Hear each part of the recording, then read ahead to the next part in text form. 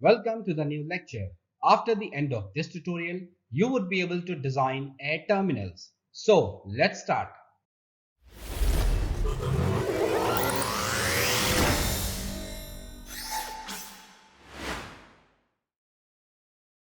So the formula used will be Q equals to A times V, where Q is the volumetric flow rate of air. It is measured in cubic meter per second or liter per second in metric units and in cubic feet per minute, which is also known as CFM, in IP units. A is area of flow, square meter in metric units and square feet or square inches in IP units. V is velocity of airflow. This is measured in meter per second in metric units and FPM, which is feet per minute, in IP units. So let's say this equation we have. Over here, what we'll be doing, we'll be using IP units in order to design air terminals. So we'll deal with the value of Q in cubic feet per minute. The units used for area will be square feet and the units used for velocity will be FPM. First, we'll determine the value of Q. Now, this is done while calculating load. So, as of now, this value will be directly given in the sample problems. Now, how to take the value of velocity? This is a general guideline that could be used in order to find the maximum possible airflow velocities for different applications. Velocity is 600 fpm for residences. So this is the maximum allowed value for residential application. For theater, churches, auditorium, maximum fpm possible is 800 and so on. So once the volumetric flow rate and velocity is determined, then we can find the area in square feet using this equation. Okay, so let's take a sample problem and understand how to design air terminals. Design a ceiling air diffuser for 500 CFM airflow rate for a residential apartment. We use this equation. The airflow rate is given as 500 CFM, so we'll mention it over here. Next, since we are designing for residential apartments, so we'll select the row of residence. Here maximum allowed velocity is 600 fpm, so we'll stay on a bit of safer side and take the value of velocity as 500 fpm. Now on using this equation, the Q is 500, V is 500, and doing simple calculation, we get the area as 1 square feet. So if we are designing a square diffuser for this situation, we use the formula of square, which is area equals to side into side. Area we found from here as 1 square feet, so we'll put that value, and accordingly we'll get the value of each side of the square diffuser as 1 feet, which is equal to 12 inches. Now, almost all the manufacturers manufacture square diffuser in such selected sizes. So what are the sizes available? Each side of the square diffuser can be 6 inches. The sides can be 9 inches, 12, 15, 18 and so on till 24 inches. We cannot have any other value of length of each side of the square diffuser. Here we are getting the value as 12 inches. Is it possible? Yes, this dimension of air terminals are possible. So finally, the dimensions of the square diffuser for residential apartment having 500 CFM airflow will be 12 inches by 12 inches. Let's say we are designing a circular diffuser for the same case. In this case, the area used will be pi times d square upon 4. D is the diameter of the area removed from the wall in order to install the circular diffuser. So on rearranging this equation, we get d square as 4 upon pi. So finally, we get the value of diameter as 1.12, which is equal to 13.5 inches. For circular diffusers, there are few values possible as far as manufacturing is concerned. So in market, these dimensions of circular diffusers are available. So the diameters available are 12 inches, 18 inches and 24 inches. We are getting the value as 13.5 inches, which is not available. So we can select a closer value to this. So finally, the dimension of circular diffuser can be taken as 12 inches. Now see, we have somewhat under-designed the circular diffuser.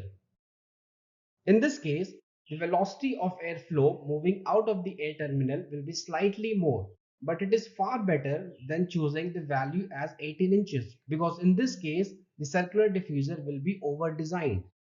If given option, it is always advisable to take the value which is very close to the manufactured values. As in this case, the value found is 12 inches, which is possible in the market, so we can select this. If we are selecting circular diffuser for this situation, then we have to under design or over design the terminal. So among these two, the best option finally to select the diffuser is square diffuser, because in this case there is no over designing or under designing. Okay, so now let's understand designing of air terminals in more detail by taking another sample project. So here we'll design a square ceiling diffuser for an office area measuring 84 feet by 144 feet with a 9-inch high ceiling with the total air supply being 7200 CFM. So let's plot that out. The total airflow is 7200 CFM and the number of zones we are taking as 24. So how are we getting this number 24? The answer to this question will be explained after we finish designing the air terminal for this problem. So let's divide this in 24 zones. Now the dimensions of each zone when calculated will be 21 feet by 24 feet. Since we know 7200 CFM is the total airflow rate, so for each zone we'll be using one diffuser. So through each diffuser, the volumetric airflow rate is going to be 7200 upon 24, which is 300. So 300 CFM air will be delivered by each of the air terminals installed in each zone. Let's use the table for maximum allowed velocity. Since we are talking about office area, so we'll select the row of office area. Here we know the maximum allowed velocity is 1200 fpm.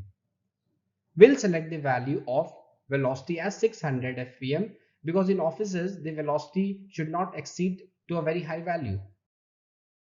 We'll select the value of velocity as 600 fpm and stay on the much safer side, and also we are providing much comfort and lesser noise to the office space. We'll make use of this formula. Here the airflow rate is given as 300 CFM for each diffuser or each zone, and velocity is selected as 600. So the area comes out to be half square feet. Since we are talking about square diffuser, so we'll use the formula of square and get the length of each side of the diffuser as 0.707 feet, which is equal to 8.48 inches. Now we know all the values of the length of square diffuser is not possible. The only possible values are from 6 inches to 24 inches on an increment of 3 inches. So the value close to 8.48 inches is 9 inches. So we'll go for this value. So the dimensions of square diffuser that we have designed is 9 inches by 9 inches. And the number of diffusers required in this case will be 24 as assumed earlier. So these are the diffusers, and each diffuser will be supplying 300 CFM, and the size of each square diffuser is 9 inches by 9 inches. Alright, now it's time to answer why have we selected number of zones as 24. Understand something over here. We have taken number of zones as 24 and we have found the final dimensions of the air terminal as 9 inches. If we select number of zones to be on the higher side, then the dimensions of the air terminals will be reduced much. And if we select the value of number of zones to be lesser, then the dimension of the air terminal will shift on the higher side. Here, however, in general practice, the distance between two diffusers is taken generally around 15 feet. In this case, the volumetric flow rate is very less. That's why even the diffusers are placed at larger distance, still the dimensions of air terminals taken is not a very high value. Something important that you have to understand from here is the fact that the number of zones is related to the size of the diffuser. If the number of zones selected is more, the size of each diffuser finally found will be less. The number of zones selected is lesser, then the dimensions of each diffuser will be more. Now the same problem is taken, but this time the number of zones taken is 12. Earlier we were taking number of zones as 24, but now it is taking 12. At this point of time, it is required for you all to set your timer to 5 minutes, pause the video and start designing this air terminal.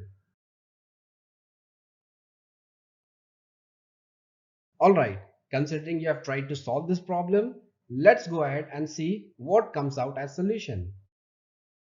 Here we are dividing into number of zones as 12.